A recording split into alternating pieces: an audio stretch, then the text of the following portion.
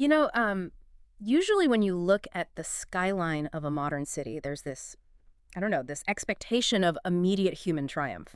Right. You see the towering steel skeletons of skyscrapers, the endless sheets of glass, the digital infrastructure just humming along, and you naturally think, look at what we built today. Absolutely. It feels incredibly present, completely disconnected from the past. It does, yeah.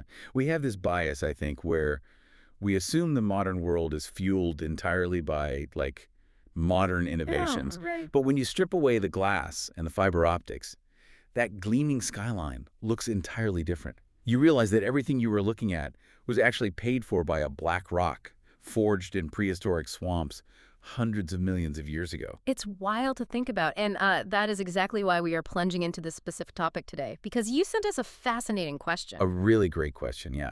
Yeah, you're looking at this colossal, multi-billion ton global commodity market, and you want to know, basically, is there any room left for a new entrepreneur to break in?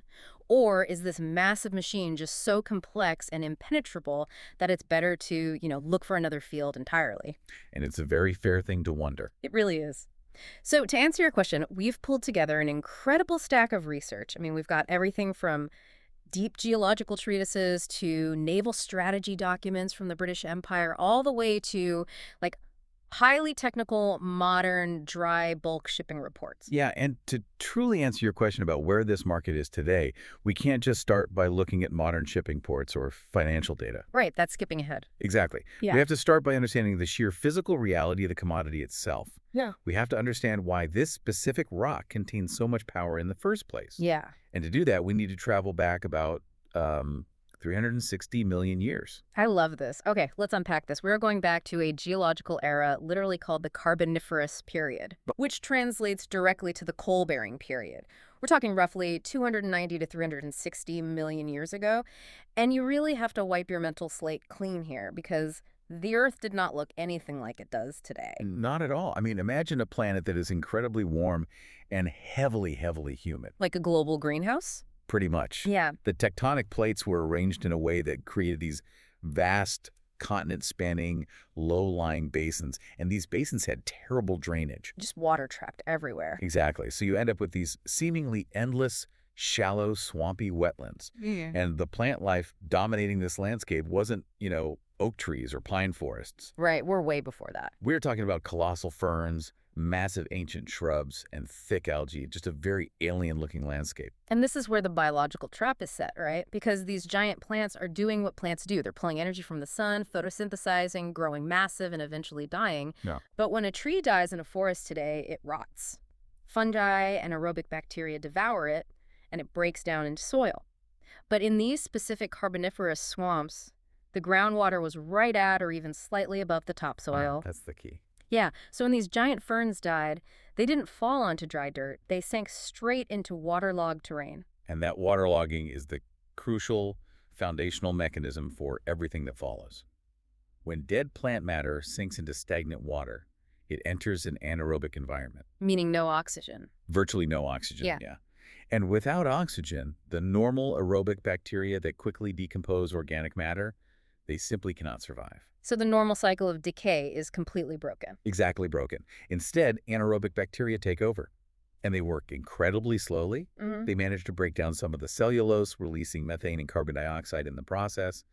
But they can't consume the bulk of the plant structure. So it just sits there. Right. The dead material doesn't disappear. It just sits there, partially decayed, accumulating layer upon layer, century after century. It's like a massive biological traffic jam. That's a great way to put it. The dead plants are piling up infinitely faster than they can be broken down. And this is the first major phase of formation, which geologists call peatification, right? Yes. You end up with these incredibly thick layers of this squishy brownish black material called peat. Yeah, and if you hold peat in your hand, it's highly fibrous. You can actually still see the shapes of ancient branches and root systems in it. Oh, wow. Really? Yeah, that hasn't fully broken down. But peat is only about, less than 60% carbon? It's not coal yet. Right. It's essentially the raw dough. It holds potential, but it needs to be processed. Exactly. To actually get coal, you have to transition from peatification to the second phase, which is coalification. Yeah. And this is where geology essentially takes over from biology. Okay, think of it like a subterranean pressure cooker. Yes. Over millions of years, the climate changes, sea levels rise, and those massive swamps are just drowned. All that thick peat gets buried under heavy layers of marine sediment, mud, sand, eventually solid rock. Right. At this point, the anaerobic bacteria are completely crushed and die off. Biology is totally done. Physical and chemical forces are now at the wheel. And heat and pressure are the two mechanisms of coalification. As the tectonic plates shift and new sediment piles on top, that layer of peat is pushed deeper and deeper into the Earth's crust. Just getting buried. Right. And as it goes deeper, the ambient temperature of the Earth rises. Simultaneously, the sheer physical weight of the miles of rock above it squeezes the peat with unimaginable force. So what does that squeezing actually do chemically? Like, what's happening to the rock? It physically forces the impurities out of the organic matter. Okay. The intense heat and pressure drive out the moisture, the trapped oxygen, the hydrogen, and the nitrogen. As those elements are expelled, what is left behind is an ever-increasing hyperdense concentration of pure carbon. Which creates that fascinating geological hierarchy known as the coal rank. The deeper it gets buried and the longer it cooks, the higher the rank. So the lowest rank is lignite, which is basically heavily compressed peat, sitting around 65 to 70% carbon. Right. If the tectonic plates push it deeper and apply more pressure, it upgrades to subbituminous coal. Keep pushing, increase the heat, and it becomes bituminous coal, jumping up to 70 to 86% carbon. And then finally, if the geological conditions are absolutely brutal and perfect, you get the grand prize, which is anthracite. Anthracite, what makes that so special? Anthracite is a marvel. It is a dense, hard, shiny black rock that can be up to 98% pure carbon. Wow. Almost pure carbon. Almost entirely. Because it lacks moisture and impurities, it has the absolute highest heating value and burns incredibly clean with almost no smoke. That's amazing. But, you might assume that because coal takes millions of years to form, the oldest coal is automatically the highest quality. Right, that definitely feels like common sense. Like a 300-million-year-old rock should obviously be better than a 20-million-year-old rock. You'd think so. But I was stunned to read the comparison in the sources between the Moscow Basin and Indonesia. It completely shatters that assumption. It perfectly illustrates why the mechanism of pressure and heat is way more important than just time. Yeah, break that down for us. So, the coal in the Moscow Basin was formed during that ancient Carboniferous period, over 300 million years ago. It is incredibly old. It's super old. But the tectonic plates in that specific region remained relatively stable. That peat was never pushed deep into the Earth's crust. It never experienced extreme heat or massive pressure. Ah, so the pressure cooker never got turned on. Exactly. So today, despite being ancient, it remains a crumbly, low-grade lignite. And then you jump over to Indonesia. Yeah. The coal seams there were formed during the Miocene era, which is only about 20 million years ago. In geological terms, 20 million years is basically last Tuesday. It's nothing. But Indonesia sits on a highly active tectonic zone. It has a massive geothermal gradient, meaning the heat beneath the surface is intense. Very intense. So that relatively young peat was pulled down and essentially flash-cooked by the Earth's mantle. And in just 20 million years, it was transformed into high-grade anthracite. It's incredible. And when you step back and look at this entire process, it really puts the sheer scale of the commodity into perspective. It really does. Every single meter of a coal seam that a miner digs into represents thousands upon thousands of years of dense, swampy forests living and dying, followed by millions of years of violent geological compression. It's basically canned sunlight. I love that phrase. That's the only way I can wrap my head around it. Every lump of this black rock is literally solar energy that was captured by a fern photosynthesizing millions of years before a dinosaur even took a breath, trapped underground, and just handed to us. And we have to recognize the profound geopolitical lottery this created. Oh, totally. The random distribution of those prehistoric swamps, combined with the totally arbitrary tectonic shifts that provided the necessary pressure cooker, dictated which modern nations would possess this concentrated energy. The nations that won this geographical lottery essentially found themselves sitting on the fuel that would allow them to conquer the globe centuries later. Okay, so the Earth spends, 300 million years baking this subterranean battery. how did humanity actually figure out how to crack it open? Good question. Because you'd think finding a rock that catches fire would be an immediate revolution, but for the longest time, we just kind of ignored it, right? Well, it was certainly a marginal resource for a vast majority of human history, though there are some incredible early archaeological finds. Oh yeah, the Stone Age stuff. Exactly. The absolute earliest documented human use of black coal dates back 25,000 years, right in the middle of the Stone Age. That's mind-blowing. Archaeologists excavating a site called Ostrava Petrovice in what is now the Czech Republic found evidence of hunter-gatherers using it. I mean, imagine being a Stone Age hunter. You're used to burning damp wood to survive the Ice Age cold, and you stumble across these black rocks that burn hotter and longer than any branch you've ever found. It must have felt like magic. It must have. And we know the Chinese were utilizing it around 3490 BC. The Romans, when they occupied Britain, recognized its value too. Right, the hypocausts. Yeah. They used it to heat those brilliant underfloor heating systems in their public baths and to forge iron. But all of this early usage shared one thing in common. It was purely opportunistic. Exactly. Nobody was engineering massive mines at that point. They were simply picking up what the earth offered for free. Right. In places like Scotland and the northeast coast of England, underwater coal seams were exposed to the ocean. The tides would literally break off chunks of coal and wash them onto the beaches. Wow. Locals called it sea coal. They'd just walk the shoreline with baskets and collect their winter fuel. But as populations began to swell, especially in Britain, you run out of beach coal pretty fast. You can't power a growing society on what washes up with the tide. No, you can't. So they had to start digging, and the transition from gathering to mining is where this story gets incredibly dark, both literally and figuratively. Very dark, yeah. They started with a technique called belt pits. Right, the bell pit is the most primitive form of organized underground mining. A group of men would dig a narrow, vertical shaft straight down into the earth, maybe 10 meters deep, until they hit the horizontal coal seam. Oh, okay. Once they hit the coal, they would start mining outwards in every direction. So the shaft is like the handle, and the excavated area at the bottom flares out exactly like a bell. Precisely. But think about the structural integrity of that. It sounds like a nightmare. You are hollowing out a room beneath tons of soil and rock with absolutely nothing holding up the ceiling. Oh, jeez. They would dig outwards until the roof began to physically groan and crack, or until the trapped gases made the air unbreathable.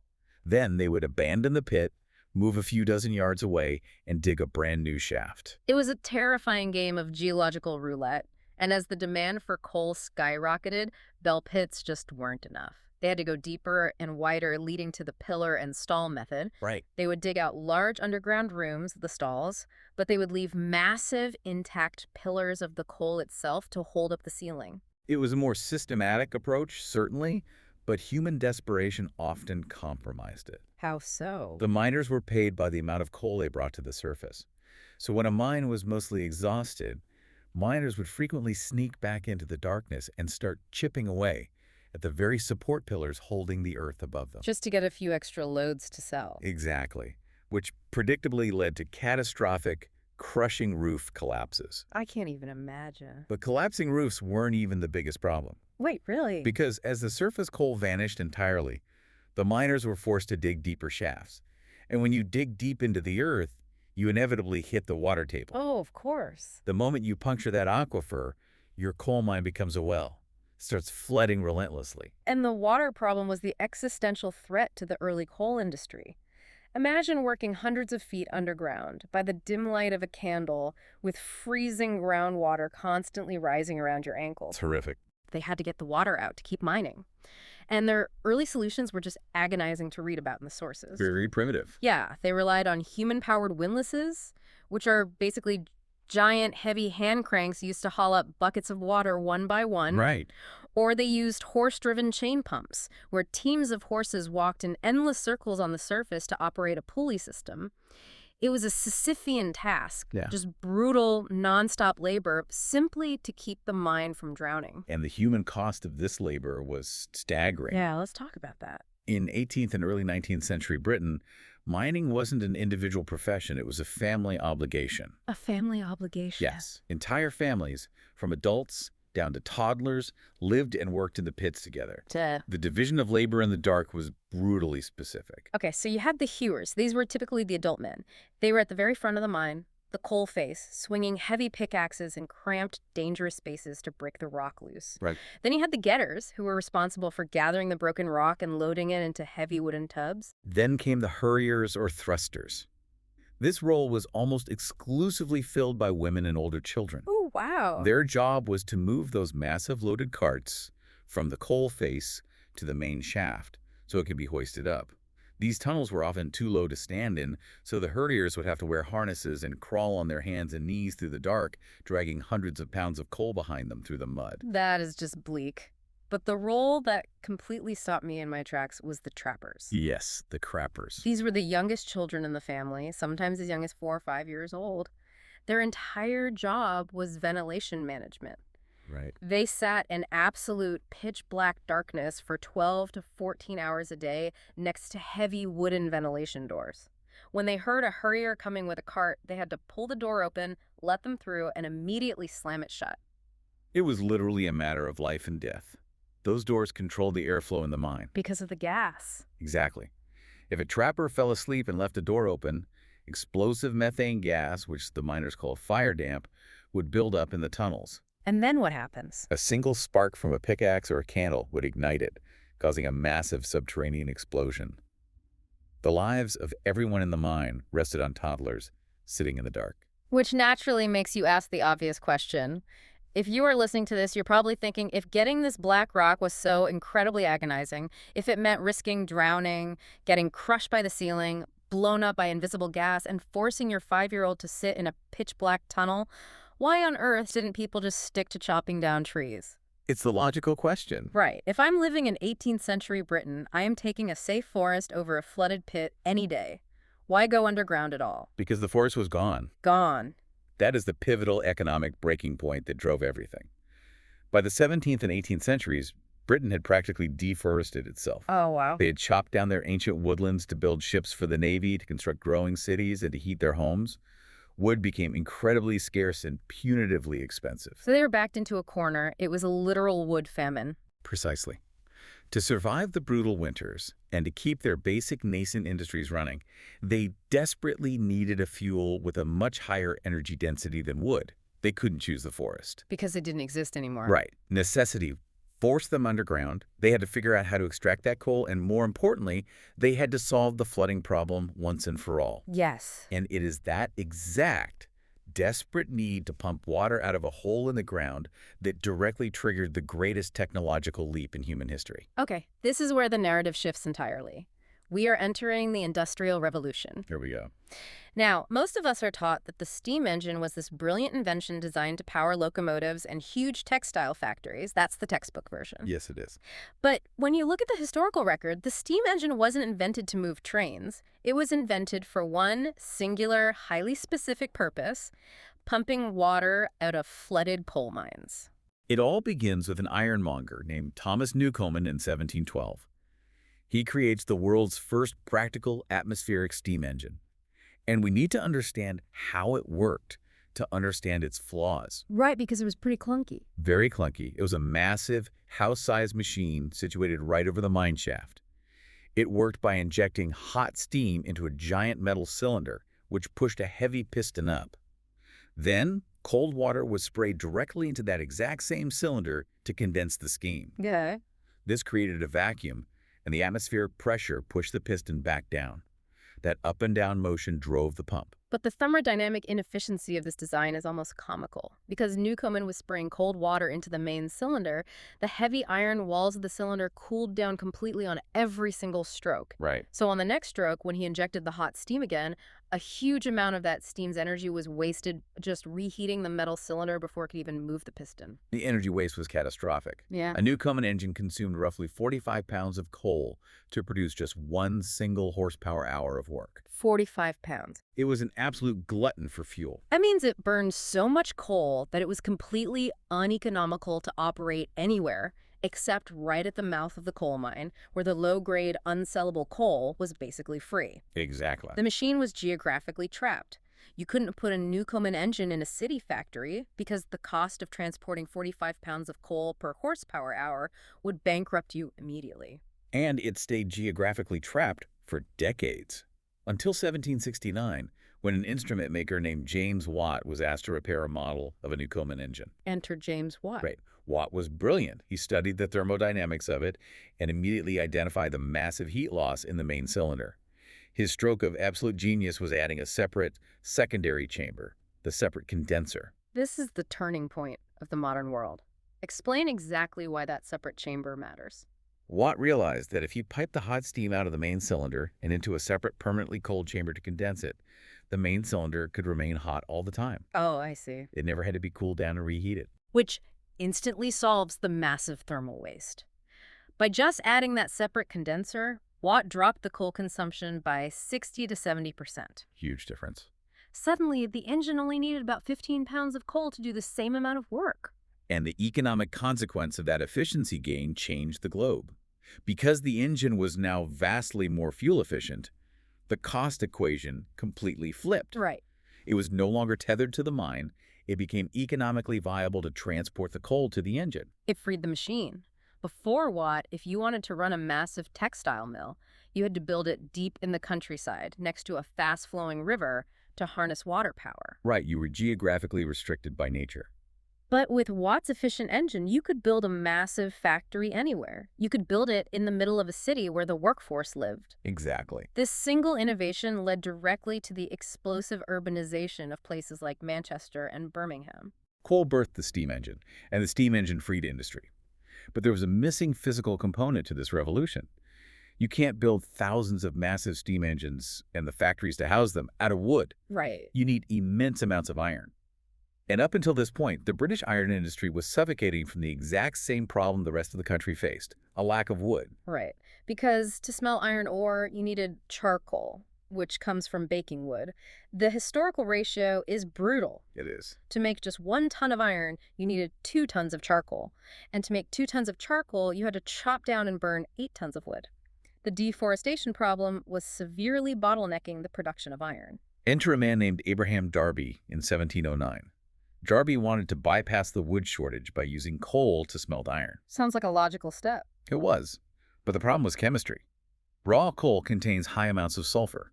If you throw raw coal into a blast furnace with iron ore, the sulfur chemically bonds with the iron, creating an alloy called pig iron that is incredibly brittle. Like it just breaks. If you hit it with a hammer, it shatters. It's useless for building machinery. So Darby had to figure out how to get the heat of the coal without the contamination of the sulfur. And he did it through a process called pyrolysis. He realized that if he took raw coal and baked it in an oven with very little oxygen, it wouldn't burn away into ash. Okay. Instead, the intense heat would vaporize and drive off the sulfur, water, and other volatile impurities. What remained was a pure, highly porous gray rock of almost pure carbon. This is called coke. Coke smelting. It sounds like a minor chemical tweak, but it unlocked the physical infrastructure of the 19th century. It did. Because coke isn't just a cleaner fuel, it is physically much stronger than charcoal. If you build a massive blast furnace and fill it with thousands of pounds of iron ore and charcoal, the sheer weight of the rock crushes the charcoal into powder, suffocating the fire. Right. But coke can support massive amounts of weight without crushing. Which meant Abraham Darby and his successors could build gigantic blast furnaces. And the result was an absolute flood of cheap, abundant, high-quality iron. And we see the ultimate symbol of this in 1781 with the construction of the Iron Bridge in Coalbrookdale. Yes. It was the world's first major bridge made entirely of cast iron. It proved that iron was no longer just for small tools and horseshoes. It was a structural building material. And the synergy here is just beautiful. The coal mines provide the fuel. Darby's coke process uses that coal to create massive amounts of cheap iron. Yeah. That cheap iron is used to mass-produce James Watt's highly efficient steam engines. And those steam engines are sent back to the coal mines to pump the water out even faster, allowing them to mine even more coal. It's a perfect accelerating feedback loop. It is. But there is a massive counterintuitive twist to this story of efficiency. And it's something that defines our relationship with energy to this very day. Okay, where are we going with this? In 1865, a brilliant English economist named William Stanley Jevons started analyzing the data coming out of this industrial boom, and he noticed a bizarre economic paradox. The Jevons paradox. If you are listening to this and you want to understand modern energy policy, this is the most crucial concept to grasp. Absolutely. Jevons looked at the history we just discussed. He saw that James Watt had made the steam engine incredibly fuel efficient, dropping coal consumption per horsepower by over 60%. Right. Logic dictates that if your machines are more efficient, you should consume less fuel overall. Right. If my car suddenly gets 100 miles to the gallon, I'm going to buy significantly less gasoline every month. Efficiency should equal conservation. But Jevons noticed that the exact opposite was happening on a national scale. Since Watt introduced his efficient engine, Britain's total national consumption of coal hadn't gone down. It had absolutely skyrocketed. It was exploding. So how does making a machine more efficient lead to vastly more consumption of the fuel? It feels like a glitch in the matrix. It's all about the macroeconomics of effective cost. By making the steam engine more fuel efficient, Watt drastically lowered the cost of generating power. Ah, the cost dropped. Right. Steam power went from being a luxury to being incredibly cheap. And when something becomes cheap, human ingenuity finds thousands of new ways to use it. I see. So it wasn't that the original water pumping mines were using more coal, it was that entirely new industries were springing up because they could finally afford the power. Exactly. Before Watt, steam was too expensive for a textile mill. After Watt, every textile mill wanted one. Then they put them in flour mills, then in breweries, then in ships. Wow. The sheer volume of new applications, the explosion of demand, completely overwhelmed the per-unit savings of the more efficient engines. So efficiency doesn't save fuel. Jevons proved that in capitalist system, efficiency doesn't lead to conservation. It lowers the barrier to entry and drives massive increases in total consumption. And the ultimate new use that perfectly illustrates the Jevons paradox, the invention that aggressively devoured all this cheap iron and this highly efficient steam power, was about to physically lay down the tracks for globalization. Yes. I'm talking, of course, about the railway. The railway is the ultimate physical manifestation of the coal-iron-steam symbiosis we've been tracking. Let's look closely at the very first public railway, the Stockton and Darlington Railway, which opened in 1825. It was engineered by George Stephenson and financed by a group of Quaker businessmen, primarily a man named Edward Pease. Right. Now, when we picture the birth of the railway, our minds naturally go to passenger travel. We imagine gentlemen in top hats and ladies in grand dresses waving from the windows of a steam train. It feels like an invention designed to bring humanity closer together. That is a very romantic, modern projection. Totally. But the historical reality is much more industrial. The Stockton and Darlington Railway was not built with people in mind. Passengers were entirely an afterthought. Really? This railway was conceived and constructed as a giant mechanical conveyor belt designed for one singular purpose: cutting the logistical cost of moving coal. It was purely a solution for a heavy rock. Exactly. The mine owners in the Durham coal fields were extracting thousands of tons of coal. But moving it by horse-drawn carts over muddy roads to the River Tees, where it could be loaded onto ships for the lucrative London market, was agonizingly slow and expensive. Yeah, that must have taken forever. The transport cost was eating their profits entirely. So they laid down iron rails and put Watt's steam engine on wheels. And the economic impact was instantaneous. It was. The day the railway opened, it drastically reduced the friction of transport, which immediately cut the local price of coal in half. But what absolutely fascinates me is the relentless physical feedback loop the railway created with the landscape. A voracious cycle, right? Yes. To build a railway network, you need immense amounts of iron and steel for the thousands of miles of tracks and the heavy locomotives. To forge that iron, you need massive amounts of coal for Darby's blast furnaces. And then?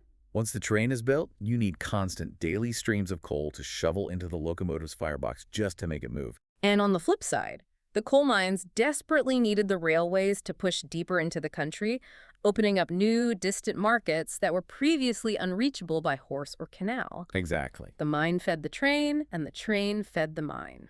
This specific dynamic completely rewrote the geography and demographics of Britain. Tiny, sleepy agricultural villages were transformed almost overnight. Like Middlesbrough. Middlesbrough is a prime example. It went from a quiet hamlet to a gigantic, smoke-choked industrial metropolis simply because the railway connected its port directly to the coal fields. Just massive expansion. The expansion was exponential. By 1871, the British landscape had been carved up by 13,000 miles of iron track. You know, it totally flips my modern perception of infrastructure. Today, we view trains and subways as public utilities designed to connect human beings to help people commute to work or travel the country. Sure, we do. But humanity was really just hitching a ride on a freight network. Those tracks were carved into the earth solely because someone needed to move a pile of black rocks faster 200 years ago. It is a profound realization when you look at a map of early industrial rail lines.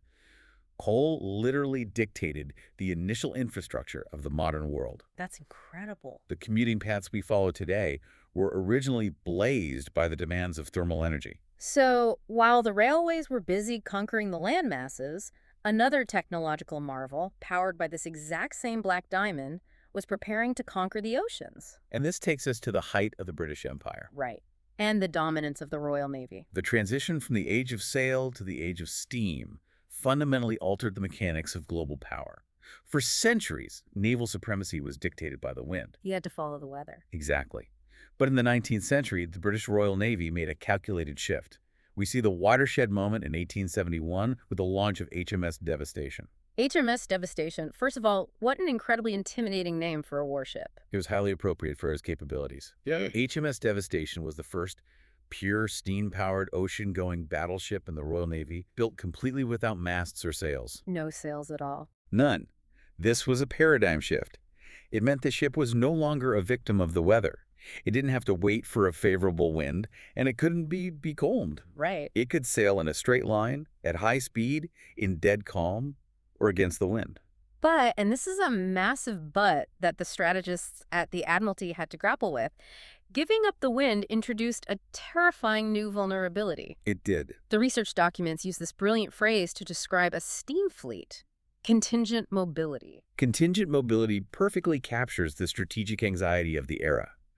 A steam-powered warship is undeniably powerful, but its ability to move, fight, or even survive is entirely contingent on a constant, uninterrupted supply of fuel. Because you can't just fall back on the wind. Exactly. If a traditional sailing ship is becalmed, the crew just waits. It's frustrating, but they are safe. If a steamship runs out of coal in the middle of the ocean, it's completely dead in the water. It becomes a massive, floating metal target. You might be wondering how a global empire manages that vulnerability. You can't just build the biggest ships, you have to feed them. The British Admiralty realized they had to develop what they called coal consciousness.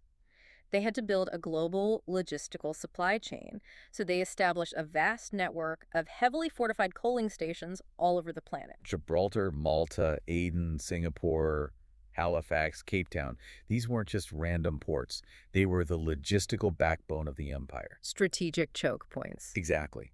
A British warship could essentially hopscotch around the globe, knowing it was never too far from a friendly stockpile of fuel. Yeah. But the infrastructure of the stations was only half the equation. What was the other half? The specific chemistry of the fuel itself. And here, Britain held an overwhelming natural advantage. Welsh steam coal. Exactly. Yeah. The coal mine in the deep valleys of South Wales was universally recognized by naval engineers as the best maritime fuel on the planet. Why Welsh coal specifically? It was a high-grade semi-anthracite.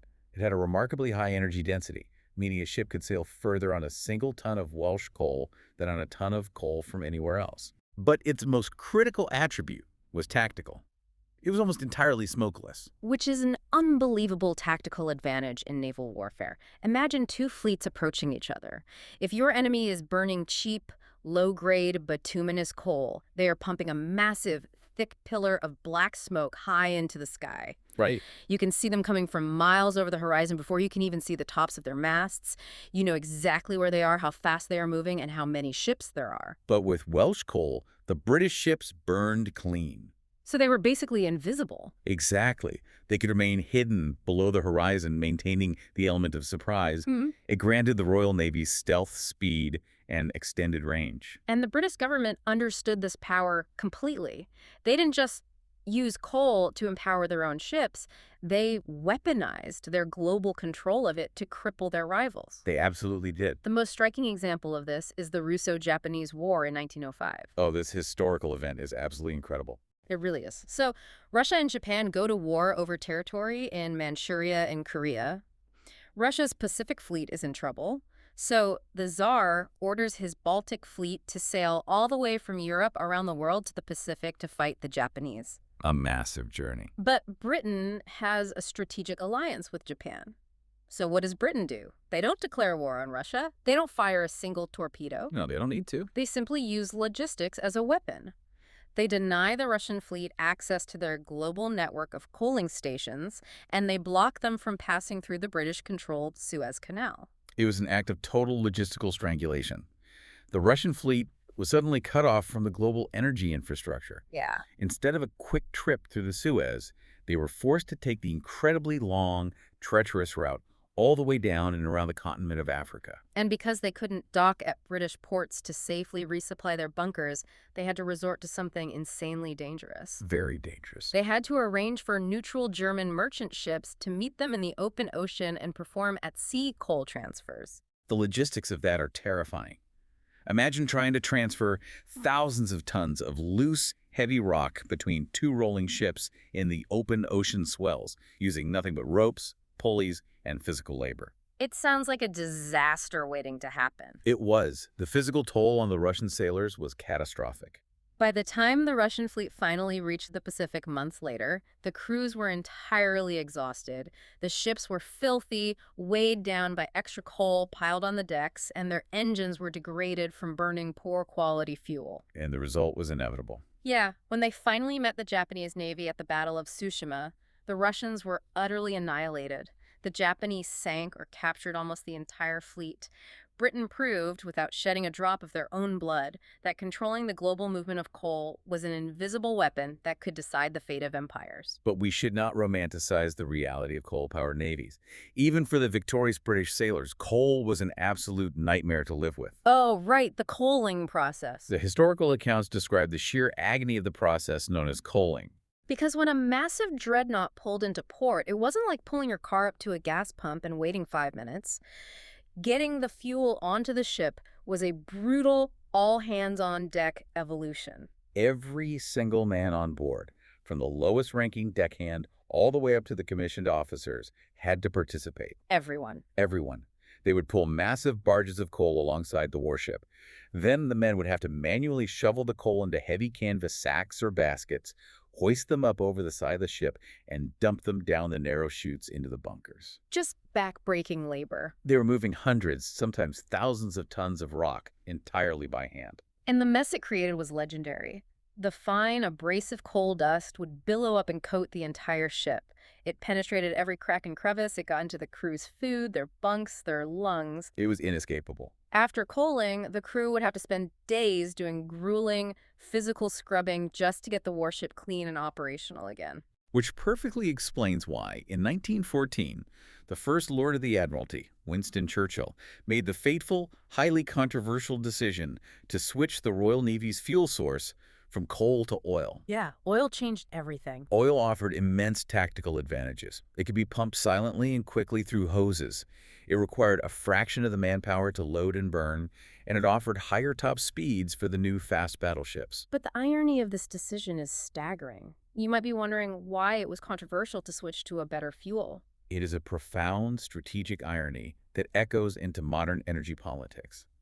By switching to oil to gain a technological and tactical edge over the Germans, Britain voluntarily surrendered its greatest strategic advantage. Which was domestic control of its fuel supply. Exactly, because they had the absolutely best coal in the world, right there under the hills of Wales. They had total energy independence. But Britain didn't have domestic oil fields. No, they didn't. The moment they switched the fleet to oil, they had to look outside the empire. They traded unquestioned logistical supremacy for tactical speed. And that completely shifted the power dynamics. They suddenly found themselves deeply vulnerable to foreign supply shocks. They had to rely on foreign entities like the American Standard Oil Company, and they had to aggressively scramble to secure diplomatic and military stakes in the Middle East, specifically in Persia, modern-day Iran. Wow. The moment they abandoned coal, the geopolitics of the 20th century were set into motion. It's fascinating how the physical properties of a fuel completely dictate global policy.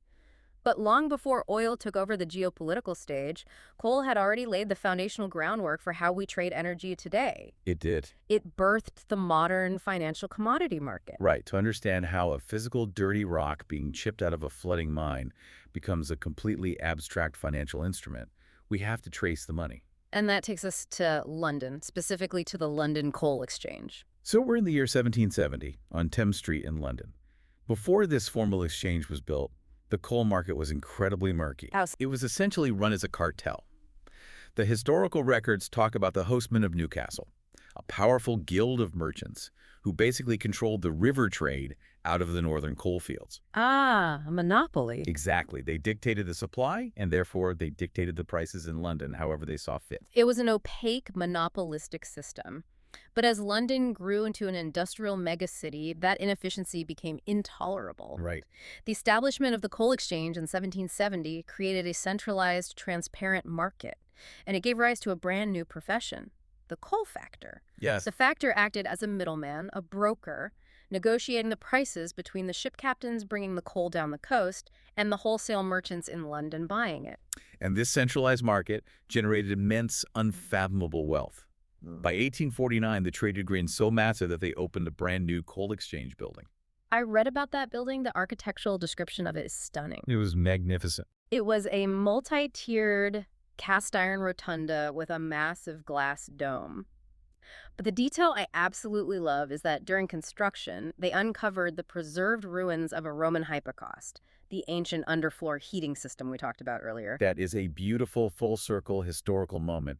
The very foundations of the modern coal market were built directly on top of the ancient world's use of the exact same rock. And it was such an important economic engine that Prince Albert himself opened the building. It was a cathedral to the wealth of carbon. It was. But you noted that the real turning point for coal as a modern commodity wasn't the beautiful architecture, it was a dry regulatory change. Exactly. In 1831, a critical legal standardization occurred. Before 1831, coal in Britain was sold by volume. Volume, like by the cartload. Right.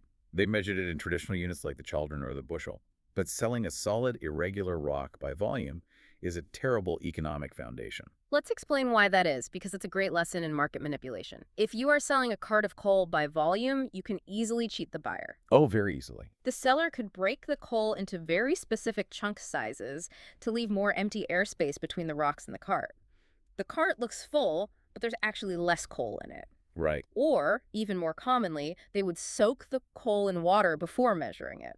The coal absorbs the water, swells up, and takes up more volume. The buyer never truly knew how much actual combustible energy they were purchasing. It created massive friction and mistrust in the market. So in 1831, the law mandated that coal could no longer be sold by volume. It had to be sold by weight. Strictly by weight, specifically the imperial ton. And that shift from volume to weight is everything. It is the bedrock of commodity trading. Once you have a standardized, unalterable, physically verifiable metric of weight, you have abstracted the commodity. A ton of coal is a ton of coal. Exactly, whether it's in a cart, on a ship, or still in the ground. This standardization allowed merchants to confidently trade forward contracts. They could buy and sell thousands of tons of coal on paper before the rock had even been mined. And as the decades passed and the Industrial Revolution spread globally, the center of gravity for this massive trade shifted. It outgrew London. It did. The documents trace how, moving into the 20th century, the global hub moved across the English Channel to what is known as the ARA region, Amsterdam, Rotterdam, and Antwerp. Rotterdam in particular became the dominant player. In 1872, the Dutch completed a massive engineering project called the Nieuwe Waterweg, or New Waterway. A huge canal. Right. It was a deep water canal that connected Rotterdam directly to the North Sea. This allowed the largest ships in the world to sail straight into the port, positioning Rotterdam as the ultimate gateway to Germany's booming industrial heartland, the Ruhr Valley. So the ARA region became the polycentric heart of the global coal logistics network. Yes, and this European hub leads us to the ultimate abstraction of the market. In the year 2001, the financial industry created something called the API2 index. Okay, the API2 index. The research states that today, a staggering 90% of global coal derivatives are tied to Rotterdam's API2 index and South Africa's API4 index. I just marvel at the journey here. We started this deep dive with desperate families crawling on their hands and knees, swinging pickaxes in wet, dark, dangerous pits. And now coal is a digital blip on a screen, traded 24 hours a day by financial algorithms without anyone ever touching a dirty rock. That abstraction is the hallmark of a fully mature, highly financialized commodity market. And it's important to understand why the API2 index exists. It's not just a casino for bankers. No, not at all. It serves a vital purpose: risk management. Let's break that down. How does the index actually manage risk for someone buying coal? Imagine you run a massive power plant in Germany, and you need to buy 1 million tons of coal to keep the lights on next winter. You buy that coal from a mine in Australia, Okay. but that coal has to travel on a ship for 6 weeks to reach you. During those 6 weeks, the global price of coal could crash, meaning you overpaid, or the price could double, meaning the mining company loses out on massive potential profit. The volatility is dangerous for both businesses. Extremely dangerous. If prices swing wildly, companies go bankrupt just waiting for the ship to arrive. Right. So they use the API2 index to buy financial derivatives. They essentially purchase a contract that locks in the price of the coal at a specific date in the future. So they are locking in their costs. Exactly. They are no longer just trading the physical rock, they are trading the financial risk of the voyage. This ability to hedge against price swings is the exact mechanism required to enable the massive multi-billion-ton global supply chains we rely on today. Without the financial index, the physical trade would be too risky to operate at scale. It would be impossible. And the physical manifestation of those modern supply chains is almost incomprehensibly massive. Let's look at the modern megaliths of the coal trade. The physical scale is staggering. We are talking about a highly optimized seaborne trade that moves over 1.5 billion tons of coal across the oceans every single year. Yes. And while the financial hub might be in Europe, the physical demand is entirely driven by Asia today. The market reports and our sources note that in 2024 alone, China imported a mind-bending 1.2 billion tons of iron ore and 270 million tons of coal just to fuel its immense domestic energy grid and its steel manufacturing needs. To physically move that much heavy rock across the Pacific Ocean, you cannot use normal cargo ships. You need a very specific, highly engineered type of vessel. Right, they're called Cape-size vessels. Capesize. And you need to explain the economics of these ships because the logic behind their design is fascinating. Cape-size vessels are the absolute behemoths of the ocean. We are talking about ships that carry anywhere from 100,000 to well over 200,000 deadweight tons of cargo in a single voyage. That's huge. It is. And the reason they are built this massive comes down to the brutal economics of maritime shipping.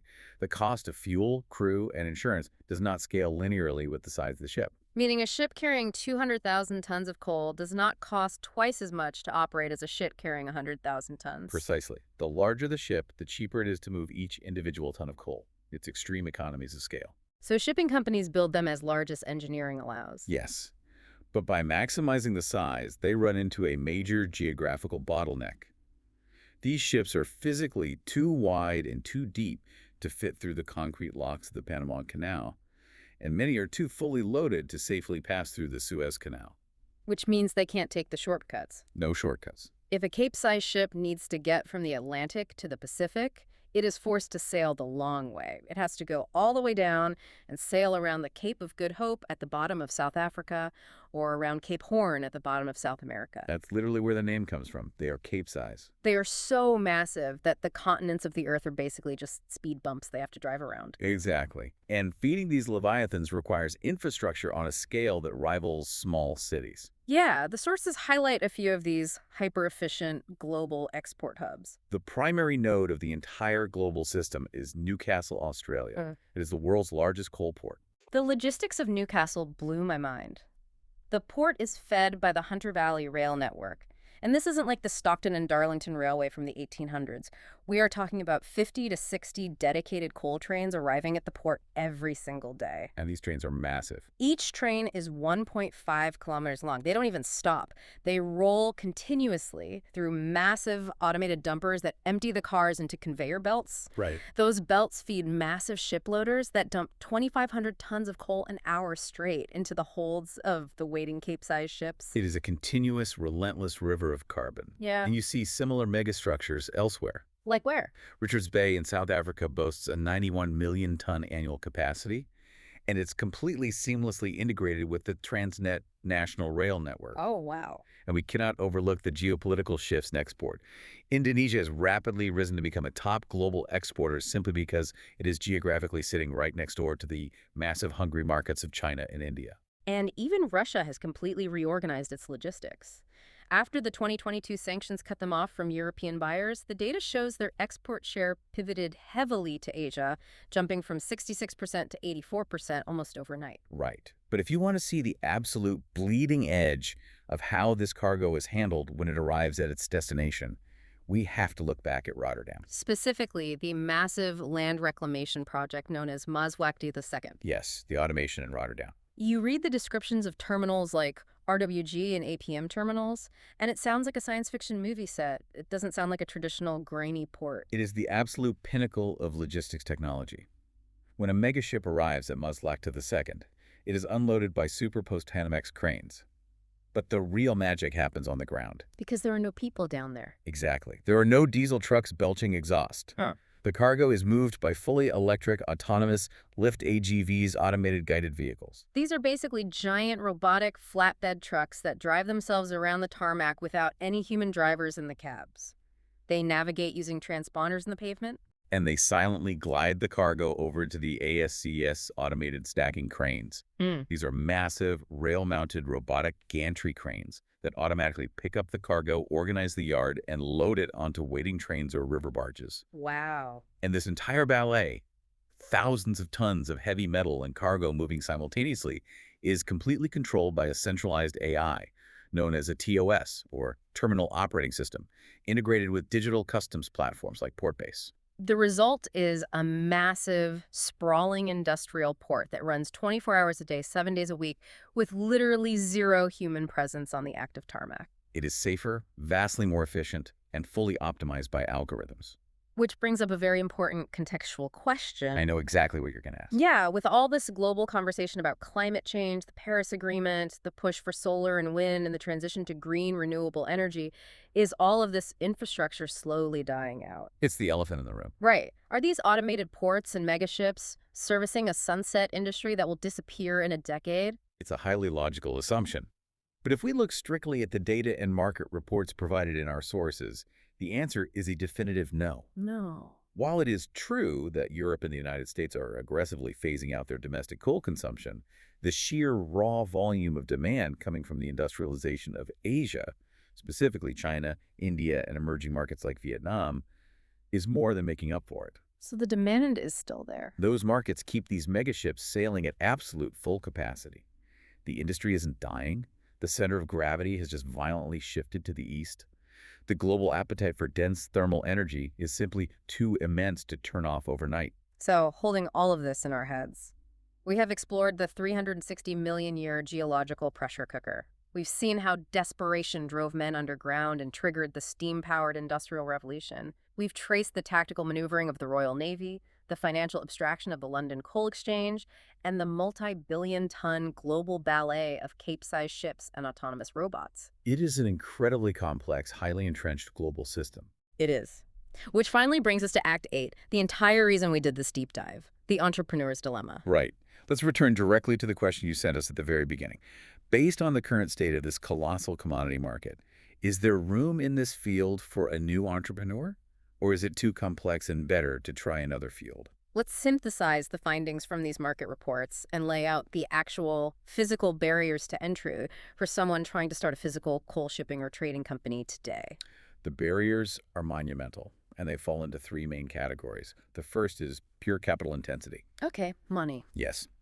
If you look at the dry bulk shipping reports, the market is overwhelmingly dominated by a handful of entrenched corporate giants companies like Costco, Oldendorf, Pan-Ocean. They already control massive depreciated fleets. Right. If you want to compete, you have to buy ships. And buying just one modern, eco-friendly Cape-sized ship that complies with the strict new IMO and EXI environmental regulations will cost you north of $100 million. Just for one ship. You need billions in capital just to buy a seat at the table. It's not a market you can bootstrap from your garage. The second barrier is deep integration. You can't just buy a $100 million ship, sail it to Australia, and ask for a load of coal. No, you definitely can't. Success in this market requires decades-long charter agreements. You need deeply entrenched, often state-level political ties to the entities that control the infrastructure, like Transnet in South Africa, or the consortiums that run the Hunter Valley Rail Network. The logistics chains are closed loops. And the third barrier is financial complexity. We talked about the API2 index. The price of a ton of coal and the daily charter rate to rent a Cape-sized ship fluctuates wildly based on geopolitical events, weather, and Chinese industrial output. Right. Navigating that extreme price volatility requires immense scale. You have to have a massive treasury and dedicated teams of quantitative analysts just to hedge your physical cargo using those complex financial derivatives. A single bad bet on a voyage can wipe out a small company instantly. So let me put this plainly. What you're saying is that trying to start a physical coal shipping company today is essentially like trying to build a brand new international commercial airline from scratch in your backyard with your own money. That is a highly accurate analogy. Based purely on the text and market data we've analyzed, the physical coal trade is a closed ecosystem. It is run by hyper-capitalized, state-backed, and deeply entrenched giants. There is simply no room for a scrappy startup to move physical rock across the ocean. But I don't want to leave you with a completely closed door. Is there any silver lining in the research? Is there any back door into this maritime logistics space for a smart entrepreneur? There is one, very narrow window. The sources indicate that if an entrepreneur absolutely must operate in the maritime bulk logistics space, the only realistic scalable entry point isn't in moving the physical coal itself. Then what is it? The opportunity is in the data. It's in creating the digital software, the artificial intelligence models, the predictive maintenance analytics, the advanced fleet management systems. Ah, selling pickaxes during the gold rush. Exactly. The giant companies have the ships, but they desperately need to cut costs to survive fluctuating margins. If you can write an algorithm that routes a Cape-sized ship around a storm to save 0.5% on maritime fuel, or code a system that makes the automated cranes in Rotterdam move slightly faster, those entrenched giants will pay you millions for your software. So build the digital tools that make the giants run more efficiently. Right. But as for entering the physical trade of the black diamond, look for another field entirely. I think that is a definitive, data-backed answer to your question. What an incredible journey today. We started in the sweltering, oxygen-starved swamps of the Carboniferous period 360 million years ago. We watched ancient ferns get crushed into dense batteries of canned sunlight. It's quite a story. We saw desperate British miners invent the steam engine to fight off groundwater, accidentally kicking off the Industrial Revolution and the edge of iron. We watched the Royal Navy weaponize smokeless Welsh coal to conquer the globe. And we traced the evolution of the market from guys swinging pickaxes to financial derivatives feeding the autonomous electric robots of modern Rotterdam. It is a breathtaking arc of human history. All driven by a single rock. It is a remarkable story. And as we wrap up this deep dive, I want to leave you with one final, highly provocative thought to mull over. It draws directly from our discussion of William Stanley Jevons. Oh, the Jevons paradox. The idea that making an engine more fuel efficient doesn't save fuel, it just makes power cheaper, which causes us to invent thousands of new ways to consume it, leading to a massive spike in total demand. Precisely. Well, some of the most prominent modern technology leaders, including Microsoft's CEO Satya Nadella, are now directly applying Jevons' 1865 coal paradox to the future of artificial intelligence and modern computing. Oh, wow. Connecting the steam engine to data centers. Think about it. Right now, billions of dollars are being poured into making AI models, and the massive data centers that run them vastly more energy efficient and faster. The stated goal is often to reduce the carbon footprint of computing. Right. But history serves as a glaring 200-year-old warning. The paradox dictates that as we make AI and computing vastly more efficient, we lower the effective cost of intelligence. And if coding and intelligence become virtually free, we won't use less computing power. We will put an AI in every refrigerator, every toaster, every traffic light. We will invent millions of new, power-hungry applications that we can't even dream of right now. Exactly. Efficiency breeds hyperconsumption. So the final question for you to ponder is this. As we build out these massive, hyper-efficient AI data centers across the globe, are we just repeating the massive coal boom of the 1800s? Wow. Have we truly escaped the legacy of the black diamond, or are we right now just finding brand new ways to burn it? That is a chilling and brilliant thought to end on. Thank you so much for sending in these incredible sources and joining us on this deep dive. Keep asking those big questions, and we'll catch you next time.